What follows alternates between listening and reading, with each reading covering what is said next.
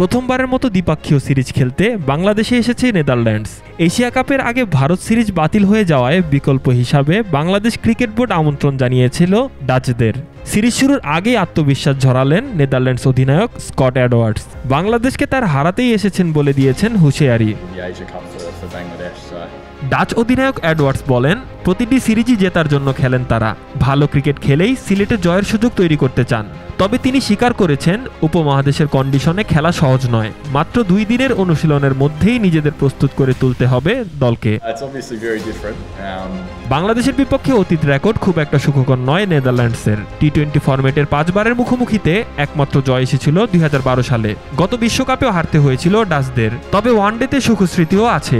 2023 সালে কলকাতায় বিশ্বকাপের এক ম্যাচে বাংলাদেশকে হারিয়েছিল তারা। সেই জয়ই আত্মবিশ্বাস যোগাচ্ছে এডওয়ার্ডসদের।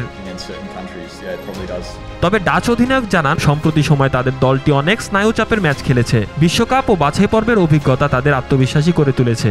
নিজেদের দিনে যে কাউকে হারানোর সামর্থ্য আছে তাদের, আর এই বিশ্বাস নিয়ে মাঠে নামবে তারা। বাংলাদেশের মাটিতে নেদারল্যান্ডসের এই সিরিজ তাই শুধু প্রতিদ্বন্দ্বিতা নয়, সহযোগী সদস্য দেশ হিসাবে নিজেদের সামর্থ্য প্রমাণেরও এক বড় সুযোগ। এখন দেখার বিষয় ডাচদের আত্মবিশ্বাসে কতটা চ্যালেঞ্জ জানাতে পারে লিটন জাকের আলীরা।